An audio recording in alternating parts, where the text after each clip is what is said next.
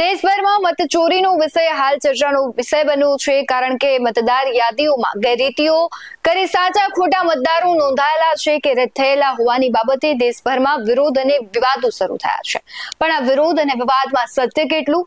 શું ચૂંટણી પંચ અને ભારતીય જનતા પાર્ટી મતદાર યાદીમાં ગેરરીતિ કરી રહી છે? આવા અનેક સવાલો અને ચૂંટણી પંચની વિશ્વસનીયતા પર ઉઠતા સવાલો વિશે જ આજે વિગતે વાત કરવી છે. નમસ્કાર, BS9 TV ન્યૂઝમાં આપની સાથે હું ભૂપતિ વિશાવડિયા. આગામી વિધાનસભાની ચૂંટણીને લઈને ભાજપ, કોંગ્રેસ અને આમ આદમી પાર્ટી ગુજરાત અને એમાં પણ ખાસ કરીને સૌરાષ્ટ્ર છે એપી સેન્ટર બની રહ્યું છે. ત્રણેય પાર્ટીઓના દિગ્ગજો છે તેના આટાફેરા વધ્યા છે.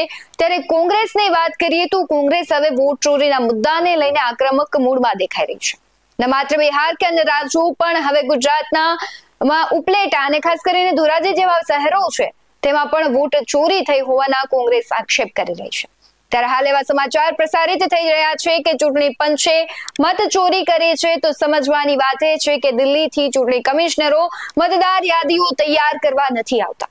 આ સમગ્ર કામગીરી જિલ્લા ચૂંટણી અધિકારી, કલેક્ટર, પ્રાંત અધિકારીઓ, મામલતદાર વગેરે જ અધિકારીઓ છે તે જ આખી મતદાર યાદી છે તેમાં સુધારણાનું કામ સંભાળતા હોય છે. તે લોકો જ મતદાર યાદીઓ તૈયાર કરતા હોય છે અને રાજ્યના મુખ્ય ચૂંટણી અધિકારી અને ચૂંટણી આયોગને મોકલે છે. તેમજ ઓનલાઈન પણ તેવું જ અપલોડ કરે છે. વ્યક્તિ દીઠ જે મતદારની ખાતરી કરવાનું કામ હોય તે ગામ અને વોર્ડ વિસ્તારના નિમાયેલા BLO કરે છે. નામ રદ કરવા, નામ ચડાવવા માટે નિયત નમૂનાના જે ફોર્મ છે તે ભરવાના હોય છે. આ ફોર્મ પ્રમાણે જે ચૂંટણી અધિકારીઓ છે અને ચૂંટણી પ્રક્રિયાનો જે સ્ટાફ છે તે આખી મતદાર સુધારણા યાદી તૈયાર કરતું હોય છે. નામ રદ કરવા, નામ ચડાવવાનું કામ તાલુકા, જિલ્લાની કચેરીઓમાં કોમ્પ્યુટર ઉપર જ થતું હોય છે. દિલ્હીના ચૂંટણી કમિશનરો રૂબરૂ હાજર રહીને કે દિલ્હીથી ચકાસીને તમામ સુધારણા નથી કરતા. અને માની લઈએ કે સમગ્ર ઘટનાની કડી જો કદાચ દિલ્હી સાથે જોડાયેલી હોય તો સ્થાનિક લેવલે બેસેલા લોકો પણ તેની સાથે જોડાયેલા હોવા જોઈએ. એટલે સીધી જ દિલ્હીથી થતી કામગીરી પર સવાલ કરતા પહેલા સ્થાનિક લેવલે થતી ભૂલો અથવા ગેરરીતિઓ ખૂબ જ મહત્વનું પરિબળ તરીકે કામ કરતી હોય છે. મતદાન ઉપર સમગ્ર લોકશાહી તંત્ર ટકેલું છે અને દેશના લોકતંત્રનો આધાર મતદાર અને મતદાન છે. તેથી મતદાર યાદીમાં ગેરરીતિઓ કરવી એ રાષ્ટ્રદ્રોહ જેવો ગંભીર ગુનો તો ગણી જ શકાય. અને જો આ ગુનો કોઈ પક્ષ કે કોઈ અથવા ચોક્કસ વ્યક્તિના ઇશારે થતું હોય અથવા સત્તાને જોરે કર્યું હોય તો તેના વિરુદ્ધ નક્કર કાર્યવાહી થવી જોઈએ. પણ કરશે કોણ તે ખૂબ મહત્વનો સવાલ છે. રાજ્યમાં અને દેશમાં કોંગ્રેસ છે અત્યારે વોટ ચોરી ગદ્દી છોડના નારા સાથે અભિયાન પણ શરૂ કરી રહી છે. પણ સવાલ એ છે કે શું પહેલા જ્યારે કોંગ્રેસ સત્તામાં હતી ત્યારે આવી ઘટનાઓ નથી થતી? અત્યારે થઈ રહી છે તો કોંગ્રેસ અવાજ ઉઠાવી રહી છે તો શું તેના વિરુદ્ધ પણ કાર્યવાહી થશે? જો કોંગ્રેસના આક્ષેપો ખોટા છે તો ભારતીય જનતા પાર્ટી અથવા જે આપણું ન્યાય પ્રણાલી છે જે પ્રમાણે કામ કરતી હોય તો તેના વિરુદ્ધ પણ સજા થવી જોઈએ, કાર્યવાહી થવી જોઈએ. અને જો કોંગ્રેસના આક્ષેપો સાચા છે તો કામગીરી કોણ કરશે સજા દેવાની? લોકોનો જે વિશ્વાસ છે, એક પ્રકારની ચૂંટણી પંચ પર જે વિશ્વસનીયતા છે તેના ઉપર કહેવાય છે કે કલંક સમાન આ ઘટના દેખાશે. આમ તો દેશભરમાં વ્યાપક પ્રમાણમાં મતદાર યાદીઓમાં ગેરરીતિઓ થયાના જે સમાચારો છે તે ખૂબ હાલ ચર્ચાનો વિષય બન્યા છે. રાજકીય પક્ષો અને નેતાઓએ સમાચાર માધ્યમો સમક્ષ પુરાવાઓ પણ પ્રદર્શિત કર્યા છે. એટલે આગ હવે લાગી ચૂકી છે અને ધુમાડો ખૂબ ઉત્પન્ન થઈ ચૂક્યો છે. પણ આ બધાની વચ્ચે એક જ વસ્તુ છે કે જે થવાનું હતું તે થઈ ચૂક્યું. વીતેલો સમય ફરી નહીં આવે. જે ગેરરીતિઓ થવાની હતી તે થયેલી છે અને જે લોકોને ચૂંટણી જીતીને સત્તા કબજે કરવાની હતી તે લોકો પણ સત્તા ઉપર બેસી ચૂક્યા છે. પરંતુ હવે કરવાનું શું? શું દેશભરમાં તમામ મતદાર યાદીઓને નવેસરથી બનાવવી પડશે કે થોડા દિવસો તપાસો, વિવાદો અને વિરોધ પ્રદર્શનો પછી હાલની મતદાર યાત્રીઓમાં ગેરરીતિઓ છે તે નાબૂદ કરી સુધારણા કરવામાં આવશે? સેવાના નામે થતા રાજકારણમાં હવે સેવાને બદલે ભ્રષ્ટાચાર, કૌભાંડો અને ગેરકાયદેસર પ્રવૃત્તિઓ વધી ગઈ છે અને રાજકારણ સેવા માટે હવે નથી રહ્યું.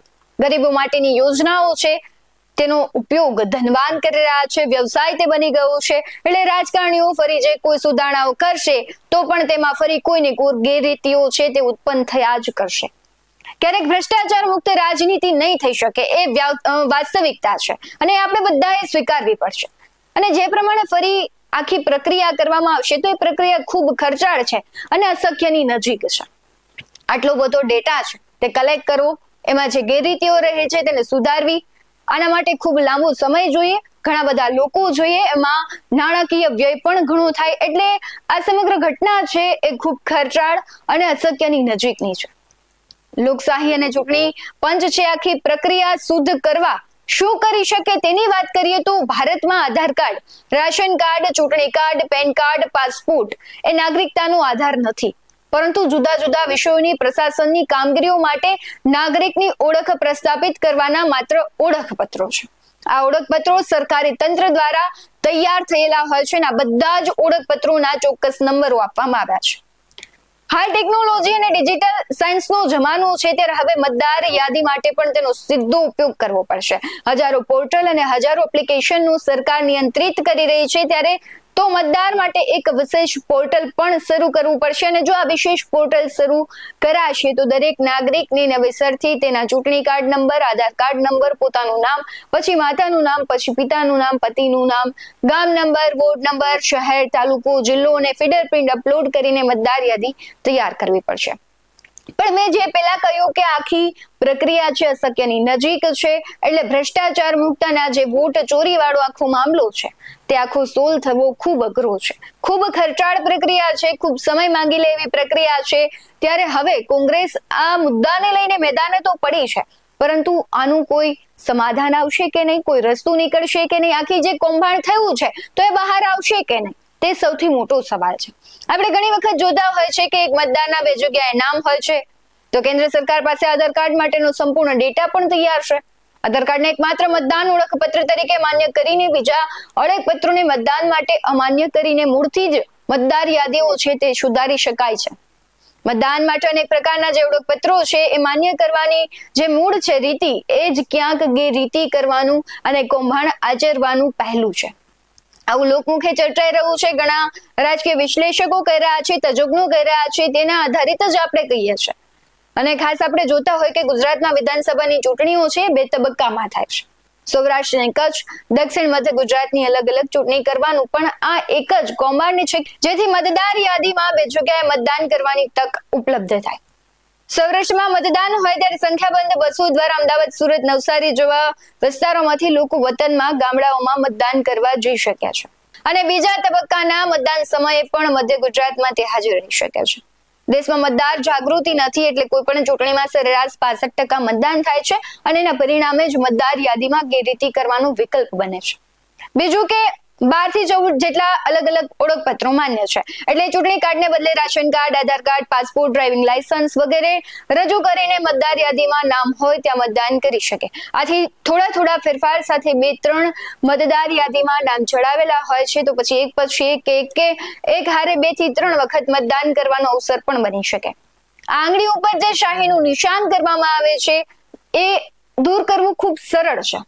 તેથી આધાર કાર્ડ માત્ર ઓળખપત્ર તરીકે જો માન્ય રાખવામાં આવે, બીજા ઓળખપત્રોની માન્યતા સમાપ્ત કરવામાં આવે તો ક્યાંક આ બધી ગેરરીતિઓ છે તેને રોકી શકાય. પણ આ બધી પ્રક્રિયા ખૂબ લાંબી, ખર્ચાળ અને સરળ નથી, તેથી આની શક્યતા ખૂબ ઓછી છે. અને બીજી તરફ સમયનો અભાવ. હવે આગામી 2027ની ચૂંટણી છે, હમણાં જ બિહારની ચૂંટણી છે, આ બધા જ વચ્ચે હવે નવેસરથી નવું ચાલુ કરવું ખૂબ અઘરું છે અને અશક્ય છે. એટલે ભાજપ હોય, કોંગ્રેસ હોય, બધા આખરે એક જ છે.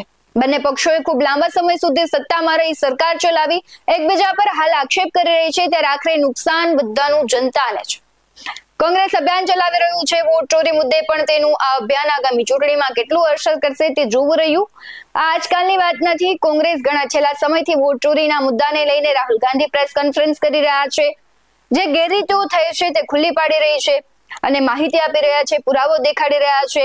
બીજી બાજુ અમદાવાદમાં પણ હમણાં જ અમિત ચાવડાએ પ્રેસ કોન્ફરન્સ કરી હતી ને હાલ હમણાં જ થોડા દિવસો પહેલા પણ હવે એવા આક્ષેપો થઈ રહ્યા છે કે ગુજરાતના અમુક શહેરો છે ત્યાં પણ વોટ ચોરી થઈ રહી છે.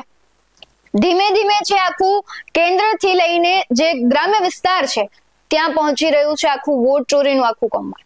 એટલે હવે જોવું રહ્યું કે જે ચૂંટણી પંચ ઉપર, ભારતીય જનતા પાર્ટી ઉપર કોંગ્રેસ આક્ષેપો લગાવી રહી છે, સાચા છે કે ખોટા, અને જો ખોટા છે તો સરકાર એક્શન કેમ લેશે, અને કોંગ્રેસના આક્ષેપો સાચા છે તો પછી તેના વિરુદ્ધ કાર્યવાહી થશે કે નહીં, કારણ કે સત્તામાં બેસેલી પાર્ટી વિરુદ્ધ કાર્ય કરશે કોણ તે પણ એક મહત્વનો સવાલ છે.